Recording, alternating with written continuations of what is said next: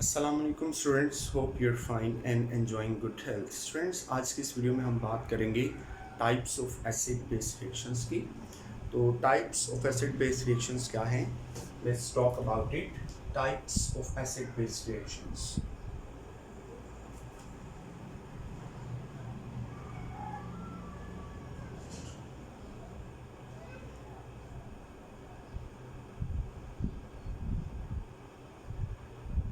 Acid base reactions की जो types हैं इनमें से एक टाइप है neutralisation reactions.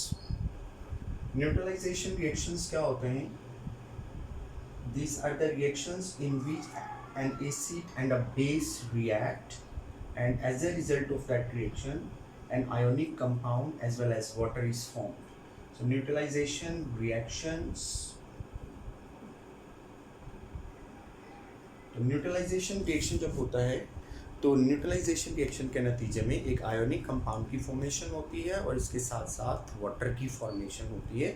Late us take the example of a reaction between HCl and NaOH। अगर आप इस रिएक्शन को देखें HCl प्लस NaOH, तो इस रिएक्शन में क्या होता है जी? इस रिएक्शन में this Na and Cl combine, this H and OH combine, so we get an ionic compound NaCl plus water. As you people know that HCl is a very strong acid as well as base is also strong. दोनों चूँकि बहुत strong हैं, so तो they exist as ions in the aqueous medium. ये aqueous medium में HCl भी completely ionized होता है, सोडियम हाइड्रोक्साइड भी aqueous solution में completely ionized होता है। तो अगर मैं इस रिएक्शन की आयोनिक इक्वेशन लिखता हूँ तो आयोनिक इक्वेशन कुछ इस तरह से होगी कि ये H प्लस Cl माइनस, ये एक्वस मीडियम में इस फॉर्म में होगा। इसी तरह से जो सोडियम हाइड्रोक्साइड है वो एक्वस मीडियम में इस फॉर्म में होगा, sodium ions plus hydroxide ions की फॉर्म में। और जब हम रिएक्शन करेंगे तो रिएक्शन में क्या होगा? हाइड्रोजन और हाइड्रोक्साइड आयन के कॉम्बिनेशन से वाटर बनेगा, प्लस साथ में जो सोडियम क्लोराइड बनेगा। सोडियम क्लोराइड जो है it is also a strong electrolyte, so it will remain in the ionic form. Sodium ions और क्लोराइड आयंस एज सच रहेंगे, तो सोडियम आयंस प्लस साथ में क्लोराइड आयंस सोल्यूशन में मौजूद होंगे।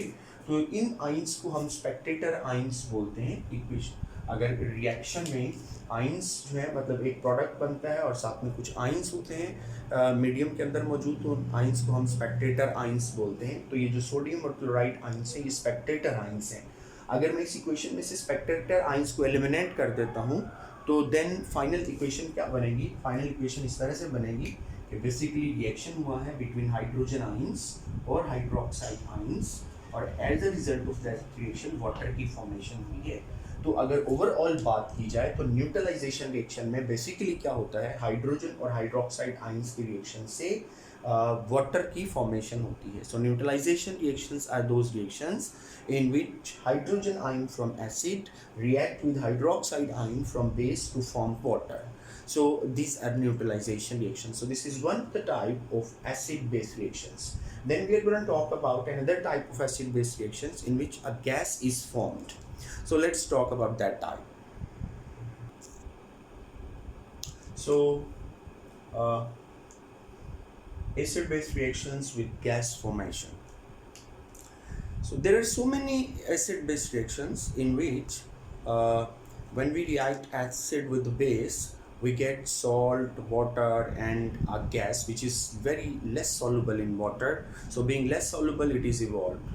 Let's take the example of a reaction of carbonates and bicarbonates with water.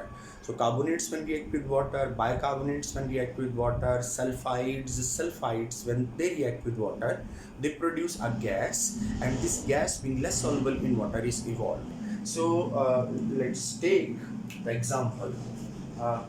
If we react sodium carbonate Na2CO3 with HCl, so what happens in this reaction is जब आप sodium carbonate को HCl से react करोगे तो यहाँ पर इस reaction में NaCl की फॉर्मेशन होती है, प्लस साथ में वाटर की फॉर्मेशन होती है और प्लस साथ में कार्बन डाइऑक्साइड की फॉर्मेशन होती है which being weakly soluble in water is evolved. ठीक है। इसी तरह से अगर आप क्या करें, अगर आप रिएक्शन करें सोडियम सल्फाइड का Na2S और इसको HCl में आप डिजोल्व कर दें सोडियम सल्फाइड को, तो when sodium sulphide is dissolved in HCl we get what, NaCl। यहाँ पर हमारे पास NaCl गैस, NaCl जो है वो कंपाउंड बनेगा, ठीक है, स्पेक्टेटर आइंस की फॉर्म में, और साथ में हाइड्रोजन सल्फाइड गैस बनेगी H2S, ठीक है। ये कार्बोनेट का रिएक्शन है, ये सल्फाइड का रिएक्शन है। बाइकार्बोनेट के रिएक्शन में भी क्या होता है, सॉल्ट वाटर और कार्बन डाइऑक्साइड की फॉर्मेशन होती है, सिर्फ नंबर मोल्स ऑफ मोल्स का डिफरेंस होता है। मतलब यहाँ पे 2 मोल सोडियम है, यहाँ पे 2 मोल NaCl बनेगा प्लस वाटर और प्लस कार्बन डाइऑक्साइड। बाइकार्बोनेट में number of moles just change होंगे, रिएक्शन में प्रोडक्ट्स यही फॉर्म होंगे। सल्फाइड्स में H2S गैस की फॉर्मेशन होती है। अगर आप सल्फाइड का रिएक्शन करते हैं एसिड के साथ तो उसमें सल्फर डाइऑक्साइड गैस की फॉर्मेशन होगी। So these are acid based reactions in which a less soluble gas is formed during the course of reaction. Then we have other type of acid based reaction, और वो जो acid based reaction है that is a complex formation. So let's talk about complex formation. As you know from your previous knowledge that in Lewis acid base concept we have talked already that an acid is an electron pair donor while a base is an electron pair acceptor. तो complex formation में क्या होता है, complex formation में हमारे पास एक metal atom होता है और वो मेटल एटम जो होता है वो लिगेंड्स के साथ मिलकर एक कॉम्प्लेक्स आयन फॉर्म करता है। मतलब अगर आप देखें, सिंपली देखना चाहें तो कॉम्प्लेक्स में क्या चीज़ होती है कि हमारे पास एक मेटल एटम होता है और मेटल एटम के साथ बहुत सारे लिगेंड्स मिलते हैं और ये एक कॉम्प्लेक्स आयन की फॉर्मेशन हो जाती है, ठीक है जी, ये कॉम्प्लेक्स आयन बन जाता है। तो यहाँ पर जो मेटल एटम होता है वो इलेक्ट्रॉन पेयर एक्सेप्टर होता है। तो जो स्पीशीज इलेक्ट्रॉन पेयर एक्सेप्टर्स होती हैं, इलेक्ट्रॉन पेयर एक्सेप्टर, तो जो स्पीशीज इलेक्ट्रॉन पेयर एक्सेप्टर्स होती हैं अकॉर्डिंग टू लुईस कॉन्सेप्ट वो एक्ट करती हैं एज अ लुईस एसिड। तो ये एक लुईस एसिड है, this is a Lewis acid. जबकि जो लिगेंड्स होते हैं, लिगेंड्स क्या करते हैं, दे डोनेट इलेक्ट्रॉन पेयर, ये इलेक्ट्रॉन पेयर डोनर्स होते हैं, ठीक है। ये सेंट्रल मेटल एटम को इलेक्ट्रॉन पेयर डोनेट करके उसके साथ कोऑर्डिनेट कोवेलेंट बॉन्ड की फॉर्मेशन करते हैं।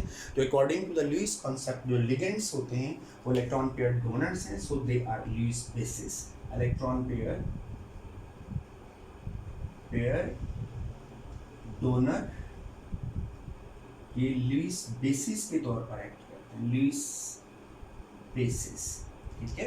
Electron pair donors Lewis base का काम करते हैं। तो यहाँ पर कॉम्प्लेक्स फॉर्मेशन में क्या होता है, मेटल एक्ट कर रहा होता है एज अ लुईस एसिड और लिगेंड्स एक्ट कर रहे होते हैं एज अ लुईस बेस। तो इसका मतलब कॉम्प्लेक्स फॉर्मेशन जो है that is an acid based reaction, ठीक है। और इस एसिड बेस्ड रिएक्शन में metal is a Lewis acid and ligands are Lewis bases. Let us take a particular example of complex formation.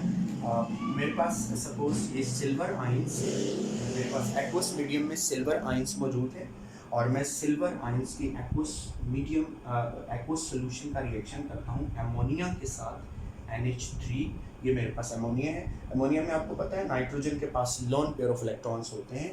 तो जब हम अमोनिया के एक्वस सोल्यूशन सिल्वर के एक्वस सोल्यूशन में हम अमोनिया ऐड करते हैं तो अमोनिया की एडिशन से क्या होता है, अमोनिया की एडिशन से एक कॉम्प्लेक्स बनता है। उस कॉम्प्लेक्स में क्या होता है, उस कॉम्प्लेक्स में 2 अमोनिया मॉलिक्यूल्स जो होते हैं वो बाइंड करते हैं through coordinate covalent bond with silver, ठीक है। इस तरह से ये इस तरह से 2 अमोनिया जो मॉलिक्यूल्स हैं वो एक कॉम्प्लेक्स बना लेंगे सिल्वर के साथ। अब ये जो कॉम्प्लेक्स होता है इसकी जो स्टेबिलिटी होती है, इसकी स्टेबिलिटी जो है वो हम फाइंड आउट कर सकते हैं from the ionization constant of this reaction. अगर हम इस रिएक्शन का आयोनाइजेशन कांस्टेंट के वैल्यू निकालें तो वो जो के वैल्यू होती है उससे हमें इस रिएक्शन की इस कॉम्प्लेक्स आयन की स्टेबिलिटी का पता चलता है। तो कॉम्प्लेक्स की जो स्टेबिलिटी है वो आयोनाइजेशन कांस्टेंट ऑफ एसिड से निकाली जा सकती है। और आयोनाइजेशन कांस्टेंट ऑफ एसिड हम कैसे निकालते हैं, और वो के वैल्यू जो होती है, के कैसे निकाला जाता है, के इज इक्वल टू, यहाँ ऊपर प्रोडक्ट आप लिखते हो तो ऊपर आ जाएगा Ag NH3 ट्वाइस प्लस, और नीचे आपके पास आइंस आ जाएंगे, सिल्वर आइंस एंड अमोनिया। अगर मैं इस पर्टिकुलर रिएक्शन की बात करूं तो इस रिएक्शन की जो के वैल्यू है वो के वैल्यू है 1.7 into 10 raised to power 7. So this very large value of K indicates that the complex ion which is formed in this reaction is very very stable. तो ये जो K वैल्यू होती है किसी भी कॉम्प्लेक्स की, उससे हमें जो स्टेबिलिटी ऑफ कॉम्प्लेक्स होती है वो पता चलती है। तो in this case the K value is very large, indicating that the complex formed is very very stable. It ionizes into silver and ammonia very little. So complex जो formation है, this is another type of acid base reactions. Now let us talk about कि what is the relationship between oxidation reduction reactions and acid base reactions. इन दोनों में क्या relationship है इसकी बात करेंगे और ये आज का टॉपिक हमारा कंप्लीट हो जाएगा. So relationship between acid base reactions and redox reactions. Relationship between acid-base reactions and redox reactions. Acid-base reactions और redox reactions में relationship क्या है? First let us talk about what are redox reactions. बेटा redox reactions क्या होते हैं? Redox reactions are reduction. It stands for reduction and oxidation. So these are oxidation reduction reactions. ठीक है? तो वो रिएक्शंस जिनमें ऑक्सीडेशन और रिडक्शन होती है हम उनको रिडॉक्स रिएक्शंस कहते हैं. ऑक्सीडेशन क्या होती है? Oxidation is loss of electrons. ठीक है, oxidation is loss of electron. और रिडक्शन क्या होती है? Reduction is gain of electron. तो बेसिकली रिडॉक्स रिएक्शन जो है ये वो केमिकल रिएक्शंस होते हैं जिनमें इलेक्ट्रॉन ट्रांसफर होते हैं. ठीक है, एक स्पीशीज इलेक्ट्रॉन ट्रांसफर करती है, वो इलेक्ट्रॉन लूज करती है, और जो स्पीशीज इलेक्ट्रॉन लूज करती है वो रिड्यूसिंग एजेंट का काम करती है. ठीक है, तो वो स्पीशीज जो कि इलेक्ट्रॉन लूज करती है रिड्यूसिंग एजेंट का काम करती है. ठीक है, रिड्यूसिंग एजेंट क्या करते हैं? They lose electrons. जबकि ऑक्सीडाइजिंग एजेंट वो स्पीशीज होती हैं, ऑक्सीडाइजिंग एजेंट्स ये वो स्पीशीज होती हैं जो गेन करती हैं इलेक्ट्रॉन को. तो किसी भी रिडॉक्स रिएक्शन में एक स्पीशीज इलेक्ट्रॉन लूज कर रही होती है, एक गेन कर रही होती है. तो गेन करने के लिए ज़रूरी है कि कोई स्पीशीज लूज भी कर रही होगी करे तो फिर कोई दूसरी स्पीशीज गेन करेगी.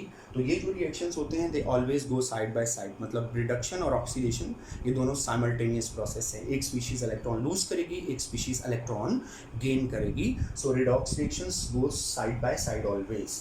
और वो स्पीशीज़ जो इलेक्ट्रॉन लूज करती हैं हम उनको रिड्यूसिंग एजेंट कहते हैं. वो स्पीशीज़ जो इलेक्ट्रॉन गेन करती हैं हम इनको ऑक्सीडाइजिंग एजेंट कहते हैं. रिड्यूसिंग एजेंट्स जो हैं वो रिडक्टेंट्स भी कहलाते हैं.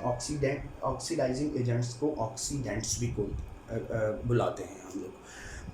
अकॉर्डिंग टू ओजानोविच कॉन्सेप्ट अगर आपको याद हो तो हमने कहा था कि अकॉर्डिंग टू ओजानोविच एसिड्स वो स्पीशीज़ होती हैं जो क्या करती हैं which give up a cation, जो कैटाइन लूज करती हैं या टेक अप एनाइन और इलेक्ट्रॉन्स, या एनाइन को टेकअप करती हैं और इलेक्ट्रॉन को टेकअप करती हैं.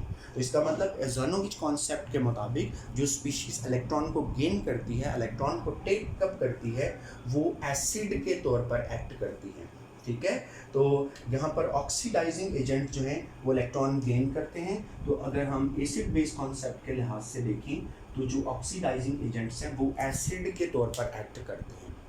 और ओजानोविच कॉन्सेप्ट के मुताबिक हमने पढ़ा था कि जो बेसिस होती हैं, बेसिस वो स्पीशीज़ होती हैं जो एनाइन लूज़ करती हैं या इलेक्ट्रॉन लूज़ करती हैं और कैटाइन को गेन करती हैं. ठीक है, तो ओजानोविच कॉन्सेप्ट के मुताबिक चूँकि रिड्यूसिंग एजेंट जो है वो इलेक्ट्रॉन लूज करते रिड्यूसिंग एजेंट चूँकि इलेक्ट्रॉन लूज करते हैं तो ओजानोविच कॉन्सेप्ट के मुताबिक इलेक्ट्रॉन लूज करने वाली स्पीशीज़ बेस के तौर पर एक्ट कर रही होती हैं. तो इसका मतलब रिड्यूसिंग एजेंट जो होते हैं वो बेस के तौर पर एक्ट करते हैं according to acid base concept. ठीक है, एक एग्जांपल से हम इस बात को समझने की कोशिश करते हैं.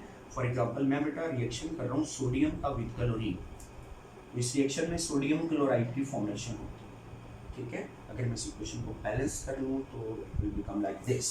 अगर आप इस रिएक्शन को देखें तो ऑक्सीडेशन और रिडक्शन रिएक्शन की सेंस में अगर आप बात करें तो ये जो सोडियम है ये इलेक्ट्रॉन लूज कर रहा है, और इलेक्ट्रॉन लूज करने के बाद ये जीरो ऑक्सीडेशन से इट गेट्स +1 ऑक्सीडेशन स्टेट, इसका ऑक्सीडेशन नंबर बढ़ रहा है।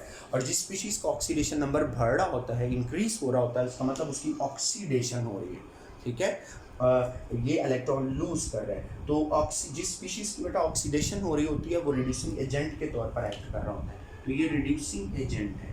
लेकिन अगर एसिड बेस कॉन्सेप्ट के लिहाज से देखा जाए तो चूंकि सोडियम जो है वो इलेक्ट्रॉन लूज करके +1 ऑक्सीडेशन स्टेट गेन कर रहा है, तो चूंकि ये इलेक्ट्रॉन लूज कर रहा है तो इलेक्ट्रॉन लूज करने वाली जो स्पीशीज होती हैं वो बेस के तौर पर एक्ट करती हैं। तो एसिड बेस कॉन्सेप्ट के मुताबिक इट इज़ अ बेस। इसी तरह से क्लोरीन का जो है इस रिएक्शन में ये जीरो ऑक्सीडेशन स्टेट से -1 में चली जाती है। सोडियम जो इलेक्ट्रॉन लूज करेगा, क्लोरीन वो इलेक्ट्रॉन गेन करेगा, सो नेगेटिव आयन की फॉर्म में चला जाएगा। अब जो स्पीशीज इलेक्ट्रॉन गेन करती है हम उसको ऑक्सीडाइजिंग एजेंट कहते हैं, तो ये यहाँ पर ऑक्सीडाइजिंग एजेंट है। और according to acid base concept जो स्पीशीज इलेक्ट्रॉन गेन करती है वो एसिड के तौर पर एक्ट करती है, तो इसका मतलब oxidizing agent as an acid act करता है।